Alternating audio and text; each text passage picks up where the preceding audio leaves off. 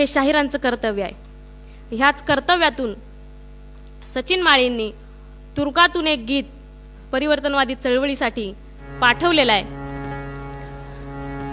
संपविला देह जरी संपणार नाही मती, धर्माच्या गारद्यानो कशी रोखणार गती, धर्माच्या गारद्यानो कशी रोखणार गती। आठवा चारवा काला तुम्ही भस्म केले होते, नाव इतिहासातून लुप्त झाले होते। त्याच चारवाकाचे तुम्हा वारस आज दाऊ किती, धर्माच्या गारद्यानो कशी रोखणार गती। आठवा तुकोबाची गाथा तुम्ही बुडविली, तुका मारुनिया त्याची